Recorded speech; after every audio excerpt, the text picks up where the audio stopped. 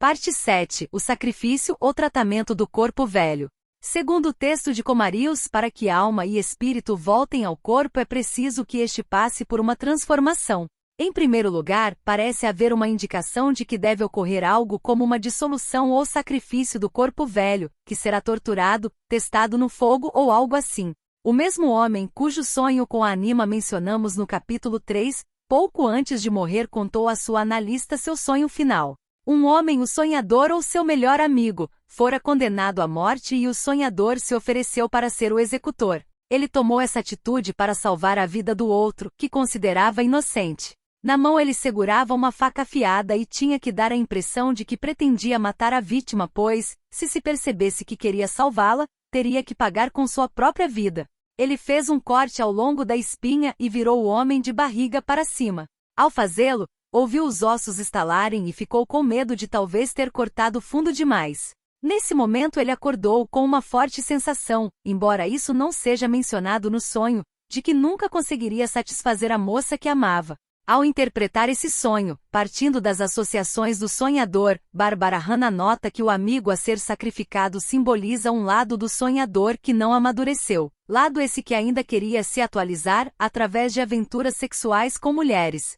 A faca que aparece no sonho fora de fato usada na realidade, durante suas caçadas, para dar o golpe de misericórdia nos animais feridos. Parece que ele deveria dar esse mesmo golpe nesse aspecto interior excessivamente juvenil e parar de protegê-lo secretamente. Além disso, prossegue Hannah, aquele que deve ser sacrificado também simboliza a obstinação egoísta do sonhador, sua vontade de seguir seus próprios desejos em lugar de ceder à vontade de Deus, às leis do ser interior. Esse lado juvenil e demasiadamente sexualizado do homem em questão pode também ser visto como uma identificação com o corpo e seus impulsos. Num certo sentido, portanto, a morte dessa parte seria também um sacrifício do corpo. Porém, sacrificar significa abdicar de algo em favor de uma autoridade mais alta, em geral a de um deus ou deuses. Basicamente, trata-se de um sacrifício do egocentrismo.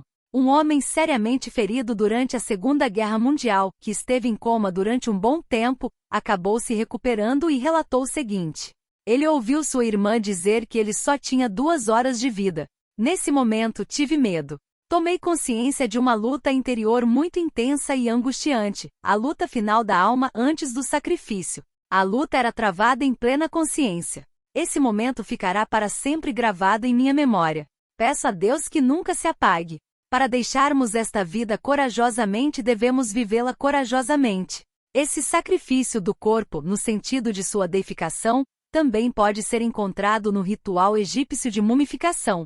No Museu do Cairo e no Louvre há 2 versões de antiquíssimas instruções, infelizmente danificadas e quase ilegíveis em alguns trechos, relativas ao modo de dissecar e embalsamar os mortos. As diversas partes do corpo devem ser tingidas com certos óleos especiais e extratos vegetais. Essas substâncias são secreções dos deuses. Uma reprodução parcial dessas instruções seria a seguinte: ungir a cabeça 2 vezes com um bom óleo de mirra e dizer: ó Osíris, o óleo de mirra que vem de Punt é espargido sobre vós para realçar-vos o aroma através do aroma divino. A secreção derramada sobre vós vem de Ra, para vos tornar mais belo. Vossa alma passeia pela terra dos deuses, sobre vosso corpo. Horus está em vós, ele é o que vem do óleo de mirra, que vem de Osíris. Neste ponto, segue-se a unção do corpo para produzir uma união com o deus Osíris. As entranhas são colocadas em 4 jarros canópicos, para que a unção da múmia de Osíris possa penetrar nos membros desse deus. A espinha é, então, embebida de óleo. Depois desse procedimento, dizer ao morto: o Osíris, recebei esse óleo, recebei este líquido da vida. Recebei esta gordura dos deuses, a secreção que vem de Ra, a emissão que vem de Sol, Shu, o deus do ar, o suor que vem de Geb, o deus da terra. Os membros divinos que vêm de Osíris, etc. Para vós, ouro e prata, lápis lazuli e malaquita. Para vós, faiança que transfigure vossa face e eumalina para fortalecer, SHN, vossos movimentos. Para vós, NN, as vestes saídas do olho de Horus, as belas secreções de Sok, o deus crocodilo Suxos, senhor da casa da vida. Para vós a túnica do templo de Sok. Ele nos guia pelo caminho em Num, as águas primordiais, e adorna vossos membros com sua beleza. para que sejais como Ra quando ele sobe e desce, possais para sempre existir na eternidade. A múmia é então posta de costas e suas unhas são recobertas de folhas de ouro. Os dedos são envoltos em bandagens de linho, sendo cada um atribuído a um deus específico. Nesse ponto o corpo inteiro é atado com bandagens e a cabeça é novamente ungida. Vossa cabeça está em vós e não se separa de vós na eternidade. As mãos são então postas de uma certa forma para poderem pegar os deuses e igualmente as pernas para que possam novamente andar. As vestes dos deuses são colocadas sobre vossos braços e as esplêndidas túnicas das deusas sobre vossas pernas, para que sejam fortes os braços e vigorosas as pernas. O texto então termina: para vós, Osíris, o incenso que vem de Horus, a mirra que vem de Ra, o natrão que vem de Nexé, as plantas Anchemimi que vem de Osíris, a resina que vem do grande Deus, a goma que vem do abençoado Venofre, Osíris. Vós caminhais sobre uma terra de prata e um chão de ouro, sois enterrado numa encosta de malaquita. Vosso nome está em cada região, vossa alma no céu, vosso corpo no Dua, mundo subterrâneo, vossas estátuas nos templos. Viveis na eternidade e sois eternamente jovem. Ó Osíris, que vosso nome perdure sempre magnífico no templo de Amon-Ra, Rei dos deuses, imagem sagrada, Senhor de todos os deuses na eternidade. Esse texto nos diz que, segundo a concepção egípcia, a múmia se transforma num ser transfigurado. Trata-se de um processo químico de deificação. O corpo do morto transforma-se, ao mesmo tempo, numa pluralidade de deuses. A imagem do Deus Sol, porém, unifica todos os deuses. Em linguagem psicológica, o corpo morto transforma-se numa imagem do inconsciente coletivo, e em seu aspecto de unidade, transforma-se no self. Do ponto de vista egípcio, a Ka, sombra, duplo, e a Ba, individualidade espiritual, do morto posteriormente unem-se a esse corpo transfigurado, e juntos tornam-se uma unidade inseparável. A ressurreição é, portanto, uma unificação do self individual com o self coletivo, e ao mesmo tempo é uma incorporação de ambos no corpo transfigurado. Na série de sonhos estudada por Edinger encontramos outro exemplo de tema arquetípico do tratamento do corpo. Um dos sonhos mencionados é o seguinte: assim como no livro de Ginsberg, Lendas dos Judeus, no qual Deus estava em comunicação direta com várias pessoas, parece que ele me atribuía uma tarefa muito desagradável, para a qual eu não estava preparado nem técnica nem emocionalmente. Em primeiro lugar, eu tinha que encontrar um homem que me esperava, e juntos devíamos seguir exatamente as instruções.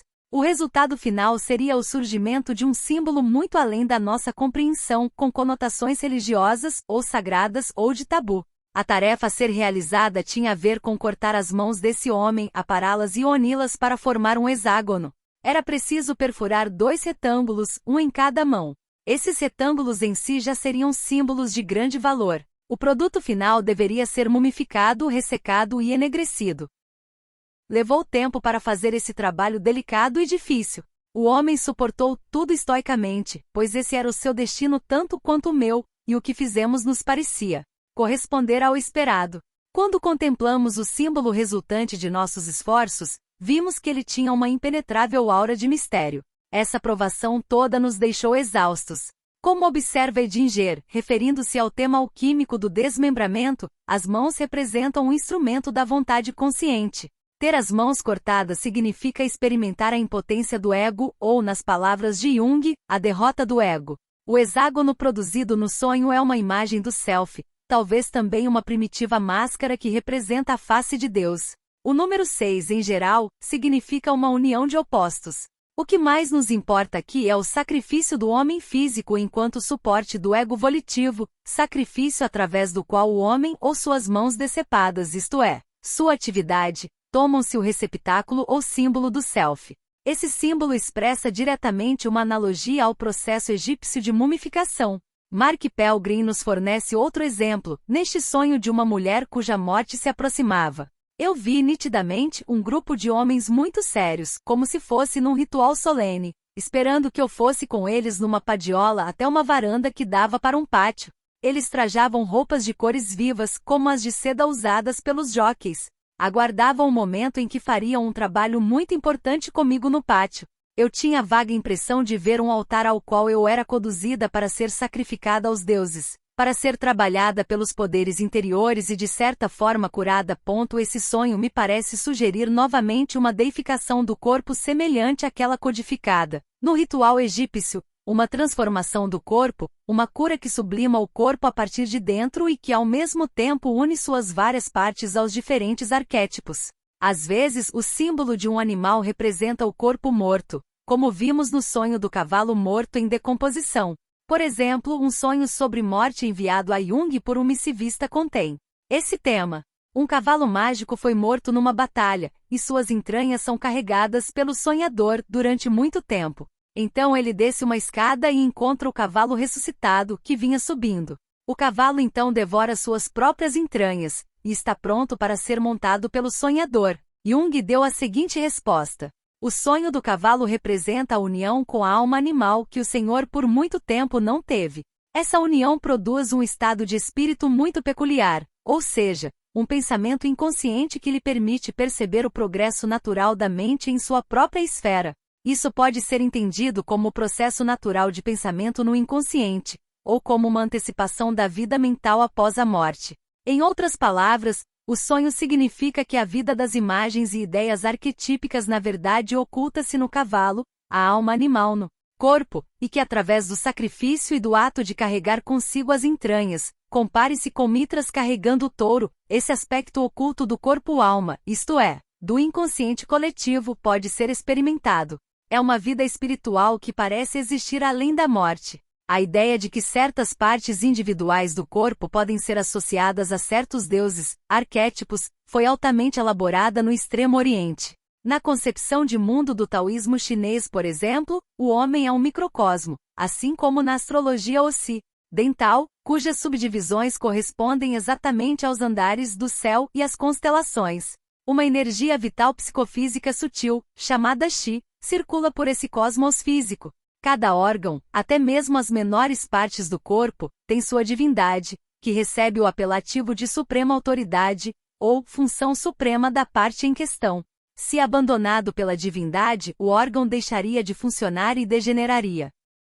É necessário, portanto, cuidar dessas divindades do corpo através de meditação, dieta, etc. A pessoa deve unificá-las através do corpo para atingir vida longa, ou até mesmo a imortalidade. Os órgãos são também a sede dos sentimentos celestiais, ou seja, sentimentos como benevolência, desprazer, tristeza e alegria são determinados pelos céus. Do mesmo modo como acreditamos que alguns estados de espírito básicos são causados por influências planetárias. Nessa hierarquia espiritual, o coração é o monarca do qual provém o espírito e a clareza. Os pulmões sediam a autoridade encarregada da organização e da ordem. O fígado é a sede da estratégia e do planejamento, a vesícula das decisões e do julgamento, o intestino grosso da instrução sobre o modo correto de se fazer as coisas, da transformação e da mudança, o intestino delgado do desenvolvimento, os rins, do poder de ação, etc. Essas sedes correspondem a imagens das estrelas no macrocosmo. Alguns animais simbólicos também estão presentes nos órgãos. Um tigre branco nos pulmões, uma tartaruga e uma cobra na vesícula, um dragão no fígado, uma fênix no baço, um pássaro vermelho no coração e um veado branco bicéfalo nos rins. Olhando para dentro de si mesma, uma pessoa pode observar todas essas criaturas diretamente. Como as divindades macrocósmicas vagueiam pelo espaço e são difíceis de observar, é mais fácil estabelecer contato, através da meditação, com as divindades presentes no corpo e secretamente idênticas às cósmicas. Procedendo dessa forma, pode-se finalmente atingir o significado universal do Tão. Ideias similares também podem ser encontradas na medicina tibetana e no tantrismo hindu. O sistema de yoga tântrica baseia-se na ideia de que o corpo é uma imagem do cosmo, unindo em si matéria e espírito. O yogi sabe que ele é o próprio universo divino. Dentro de seu corpo material ele tem um corpo sutil, composto da onipresente energia psicofísica que se concentra em pontos nodais especiais chakras.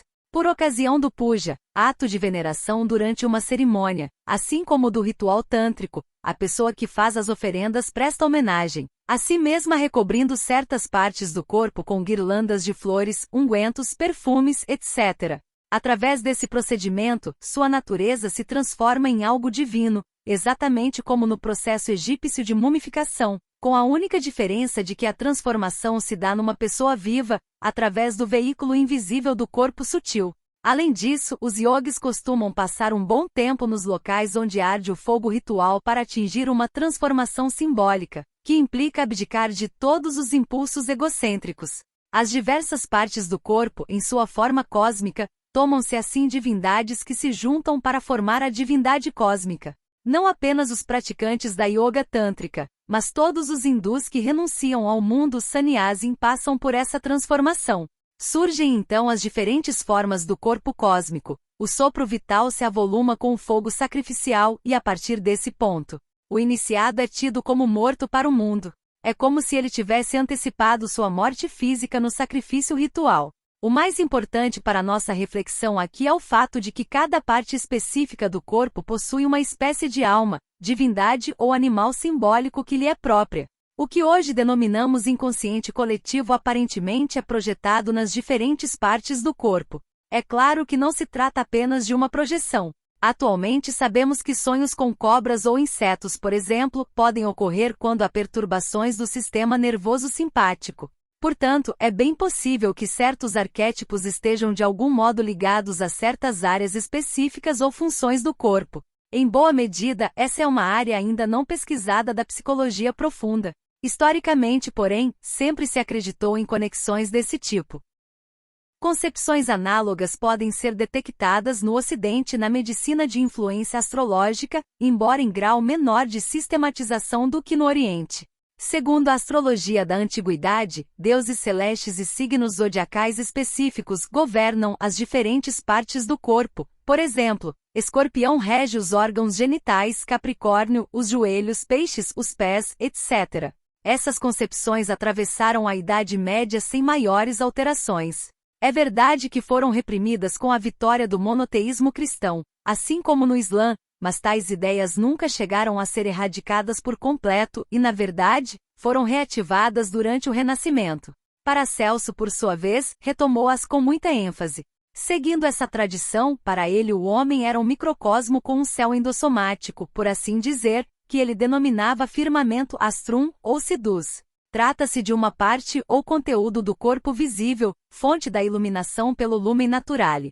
Saturno influencia o baço e seu tratamento, Júpiter o fígado, o Sol do coração e a imaginação, Vênus os rins, Marte a vesícula biliar e o poder de desenvolvimento individual, a Lua o cérebro, etc. As doenças também pertencem às constelações. Além disso, Arqueu-Archasius, espírito que nutre criativamente, opera no estômago.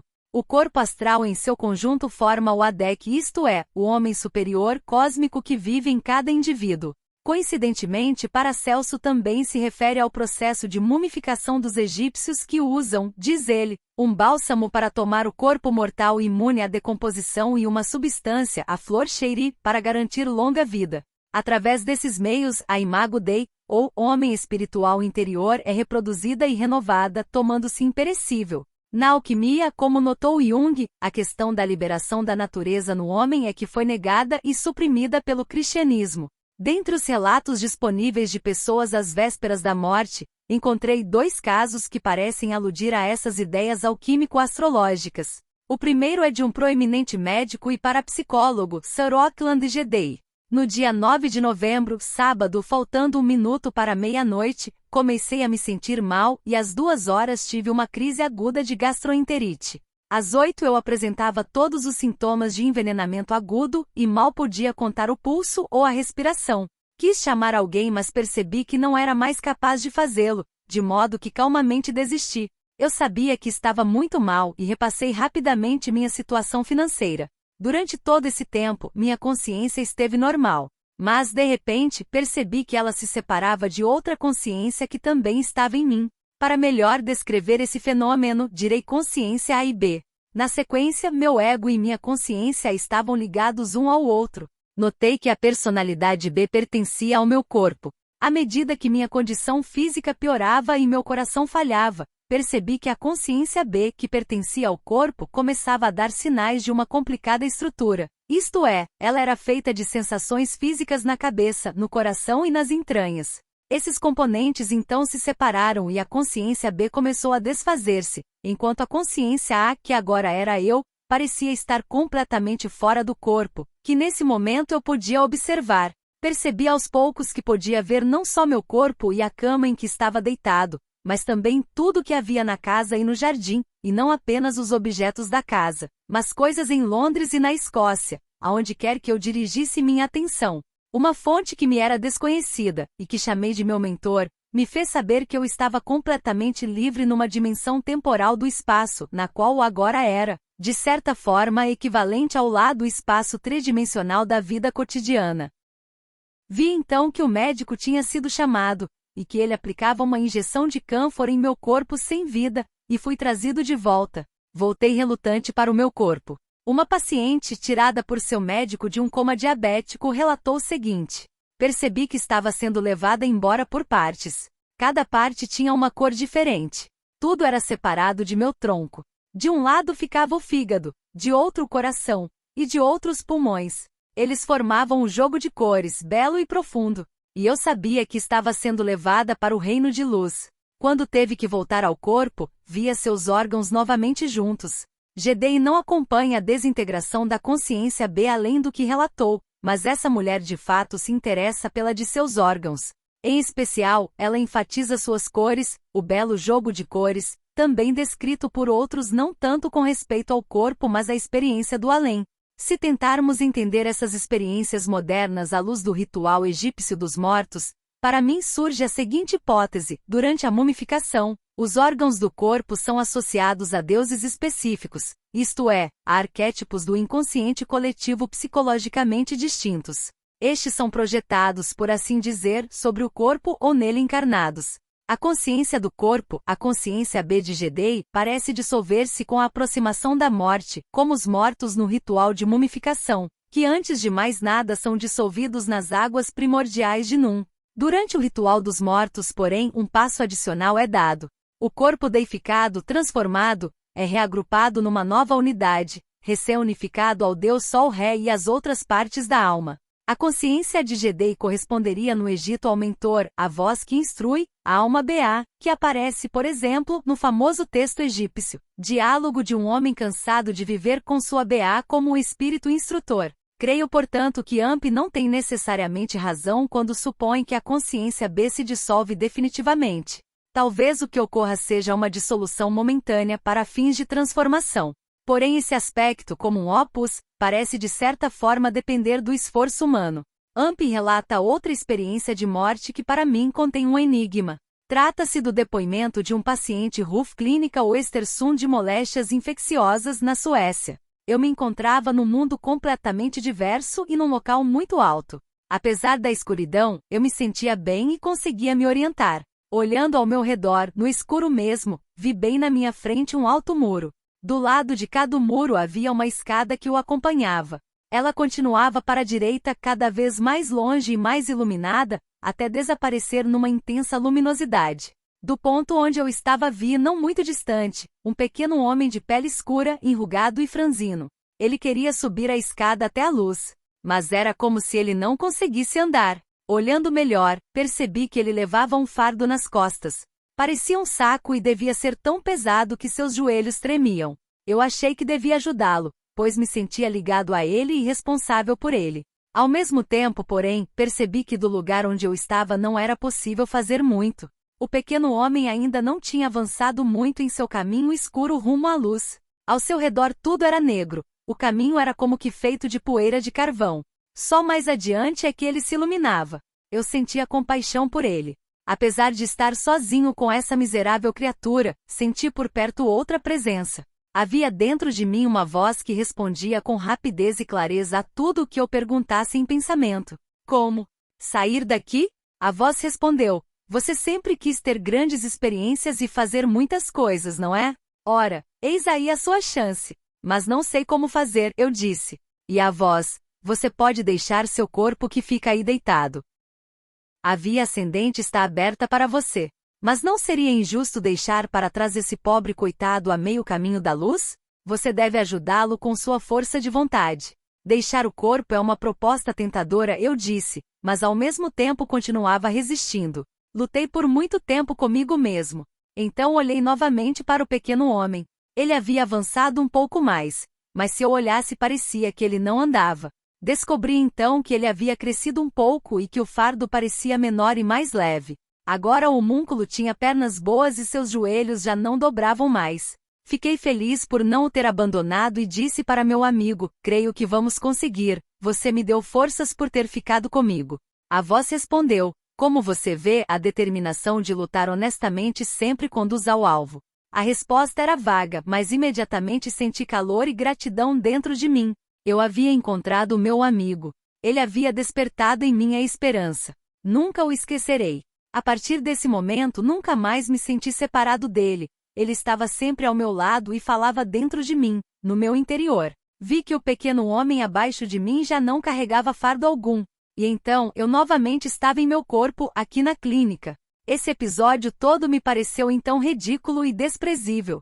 Amp interpreta essa experiência basicamente como o esforço do enfermo de cooperar para a recuperação de seu corpo durante uma transfusão de sangue. Consequentemente, ele encara o pequeno homem escuro como sendo o corpo doente e o fardo como um pedaço do passado que o paciente precisa saber carregar. Creio que em boa parte isso está correto. Mas essa visão toca em algo ainda mais preciso.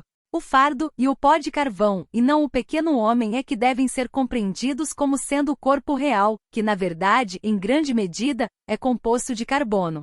O homenzinho, pelo contrário, parece-me representar não o corpo, mas uma espécie de espírito vital que o anima. A experiência relatada, ou antes, esse homem diminuto, numa amplificação mitológica, remete-se à tradição alquímica, especialmente às visões de Zósimo, onde também aparece um homunculus Anthroparion. Zósimo vê num sonho um sacerdote sacrificial num altar com forma de vasilha, no topo de um lance de escada de 15 degraus. O sacerdote anuncia que ele é Ion, o sacerdote dos santuários interiores, e submete-se a um tormento insustentável. Então ele fala de um homem que chegou de manhã bem cedo, escalpelou-o e desmembrou-o, fazendo com que fosse queimado no fogo da arte, até que eu percebesse que através da transformação do corpo eu havia me tornado espírito.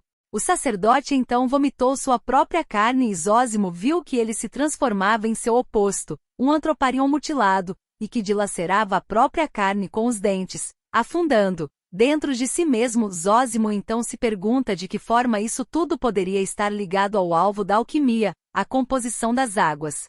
Ele então novamente adormece e mais uma vez vê o altar com formato de vasilha no qual uma multidão de gente está sendo queimada. Um homúnculo, que também é barbeiro, explica que isso é a transformação, o lugar da operação, asquésios, denominada embalsamamento taricheia.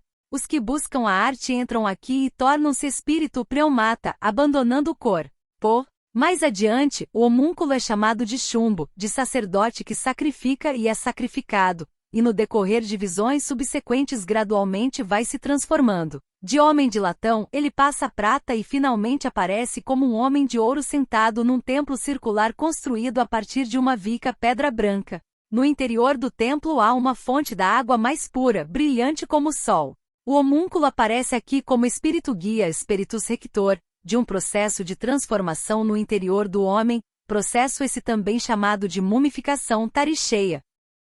Essa transformação é uma espiritualização e também, como sabemos com base nas fontes egípcias, uma deificação do corpo. O texto de Zósimo em várias passagens sugere, porém, que o espírito protetor do embalsamamento ao mesmo tempo representa aquilo mesmo que está sendo transformado, a matéria corpórea, e ao mesmo tempo aquilo que é sublimado em espírito, uma espécie de quintessência do corpo material.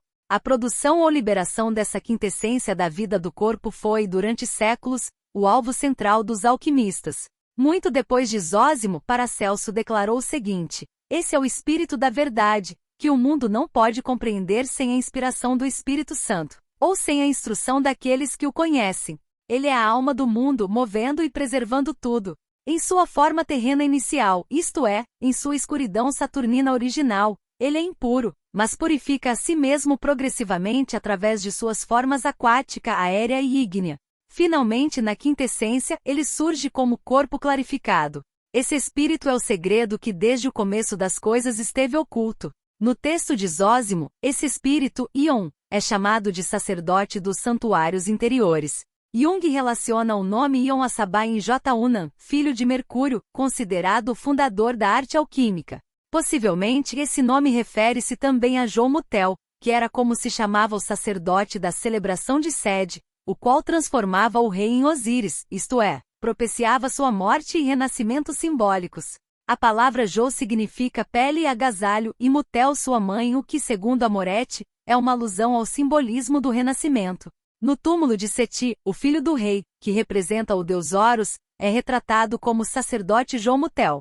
A celebração de Sede tem o propósito de promover a renovação do rei, simbolismo este que igualmente se refere à produção do lápis na tradição alquímica inteira. À luz dessa amplificação histórica, o pequeno homem, o pobre coitado na visão do paciente sueco relatada por Amp, seria o spiritus rector de um processo de espiritualização ou de uma sublimação da substância do corpo que leva à produção do lápis philosophorum, ou seja, ele propicia muito mais do que a mera cura física. Com efeito, a voz na visão diz ao paciente que ele será capaz de ter grandes experiências e fazer muitas coisas, quer dizer, observar a grande obra da transformação alquímica. Como essa obra não é cristã, é compreensível que o indivíduo hesite em se dedicar totalmente a ela. A voz do amigo na visão deixa para o paciente escolher se ele seguirá o caminho da luz ou da morte, ou se participará do esforço do pequeno homem, mas acaba elogiando-o quando se decide pela segunda opção.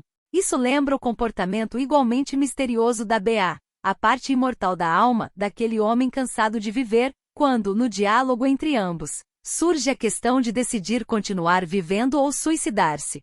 Após citar várias parábolas para criticar a atitude emocional, impaciente e desesperada do homem cansado de viver, a B.A. não lhe dá um conselho final, de que não deveria se matar, dizendo apenas o seguinte: deixa agora o lamento, meu irmão, tu que me pertences. Podes continuar a debruçar-te sobre o braseiro ou novamente abraçares a vida, como dirias. Podes desejar que eu permaneça aqui, se tiveres renunciado ao oeste, ou podes desejar atingir o oeste e entregar teu corpo à terra, e que eu fique aqui, depois que tiveres partido desta vida. Mas, seja como for, compartilharemos da mesma casa. Como explica Helmut Jacobson, essa casa procurada pelo homem cansado de viver é um estado de união e de conjunção na totalidade humana com a B.A., a unificação da totalidade humana.